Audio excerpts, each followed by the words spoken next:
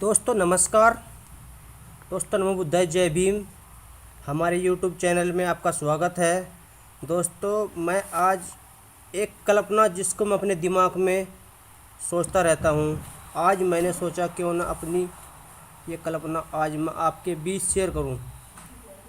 दोस्तों मेरी उम्र 39 साल है और मैं पिछले 3 दशक से पूरे भारत में घूम घूम कर ये महसूस किया है कि भारत का मूल निवासी हर साल त्यौहार के लिए 10,000 से 20,000 रुपये अपने बजट से निकालता है, अपने परिवार की सुख और समृद्धि के लिए खर्च करता है।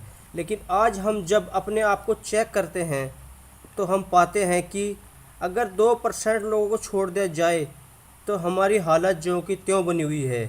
इसका क्या इलाज किया जाए?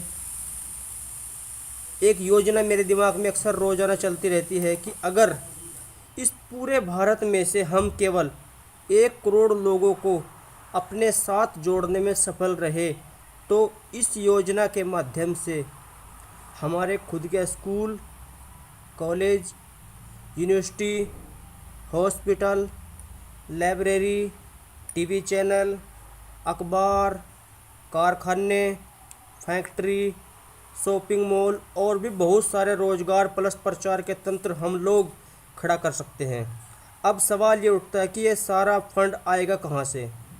दोस्तों हम जो हर साल त्योहारों पर खर्चा करते हैं, अगर उस खर्चे में से मात्र 500 रुपये अपने देश, समाज, परिवार के उत्थान के लिए सालाना निकाल लेते हैं तो दोस्तों परिवार के लिए निकालते हैं तो एक बहुत बड़ा फंड हम लोग इकट्ठा कर सकते हैं। जैसे एग्जाम्पल फॉर उदाहरण के लिए 1 करोड़ लोग हमारे पास हैं और अगर प्रत्येक व्यक्ति साल में मात्र 500 रुपये अपने बच्चों के भविष्य और अपने देश की उन्नति के लिए निकालता है तो 500 करोड़ रुपए का फंड दोस्तों हम इकट्ठा करने में सफल हो जाते हैं। मेरा मानना है जब ये फंड हम इकट्ठा करेंगे तो हमारे समाज के कुछ लड़के जो इसको सपोर्ट करेंगे उनको भी खर्चा देना होगा। मेरा मानना है कि अगर 500 करोड़ में से हम लोग 250 करोड़ रुपए अपने उन समाज के बच्चों के ऊपर खर्च भी कर देते हैं तो भी 250 करोड़ रुपए की बहुत बड़ी अमाउंट हमारे पास बचती है दोस्तों, जो हमारे समाज और देश के उत्थान के काम आ सकती है। तो हम इस समाज की इनकम के साथ साथ लाखों लोगों को, अपनी माताओं बहनों को जो घर में बैठी हैं, जो बाहर घूम घूम काम करते हैं, वो घर में बैठकर रोज़गार दे सकते हैं।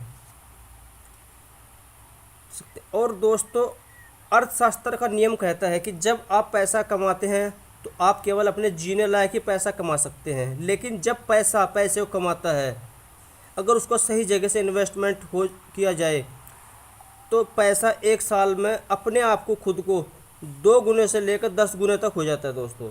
और 500 करोड़ तो हर साल हमारे समाज से इकट्ठा हो ही रहा है, उसको भी हम इन्वेस्ट करते रहेंगे। तो साथियों अगर हम मात्र 5 साल तक सब लोग मिलकर इस काम को कर लेते हैं तो इस भारत की सत्ता पर फिर से यहाँ के मूल निवासियों का कब्जा हो सकता है। अगर आपका कोई सवाल है तो कमेंट बॉक्स में कर सकते हैं, और अगर आप मेरी बात से सहमत हैं तो इस चैनल पर सब्सक्राइब करें और अपना नाम और मोबाइल नंबर डिस्क्रिप्शन में छोड़ दें। साथियों हमारे एक महापुरुष संत श्रोमणी गुरु रविदास जी महाराज ने कहा है कि रविदास मानुष बसत के सुक्कर है दो ठाव, या सुख स्वराज माही दूजा मरघट गाँव। आपने मेरी बात को ध्यान से सुना, आपका हार्दिक गहराइयों से साधुवाद। जय भीम, नमो बुद्धाय, जय मूल निवासी। हमारे सभी महापुरुषों को कोटि कोटि नमन।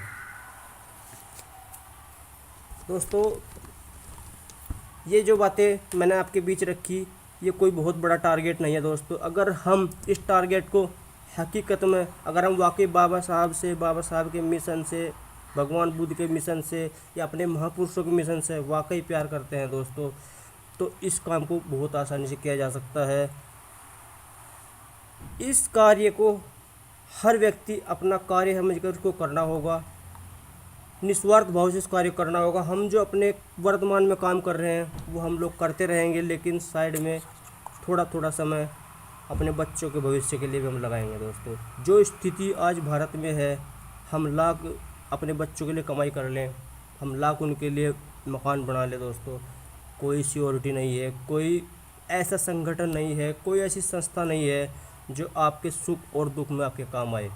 तो ये एक ऐसा संगठन, एक ऐसी संस्था होगी, क्योंकि बाबा साहब ने भी कहा था कि संघर्ष, शिक्षित बनो, शिक्षित हम बने, संघर्ष करो। संघर्ष हम कर रहे हैं दोस्तों, लेकिन आपस में। और सबसे बड़ी जो कमी हमारे बीच रही है कि हम संगठित नहीं हो पाए। भगवान बुद्ध ने कहा था कि बुद्धम शरणम गच्छामि, हम भगवान बुद्ध की शरण में तो चले गए हैं, लेकिन उन्होंने दूसरी लाइन में कहा था कि धम्मम शरणम गच्छामि, हम धम्म को नहीं अपना पाए, इसीलिए हम पीछे हैं। हम चाहे किसी भी पार्टी में रहें, लेकिन धम्म हमारा एक है। जिस तरीके से जब हम लोग किसी मंदिर में जाते हैं तो हमारे जूते चप्पल बाहर रहते हैं वहाँ पर, इसी तरह से हम जब बौद्धिस्ट होंगे तो हम सारे इकट्ठे बौद्धिस्ट हैं, बाकी हमारी पार्टी हमारे चप्पलों की तरह बाहर रह जानी चाहिए। हम सब लोग एक हैं, हमें अपने देश से आगे बढ़ाने के लिए इसके बारे में सोचना चाहिए।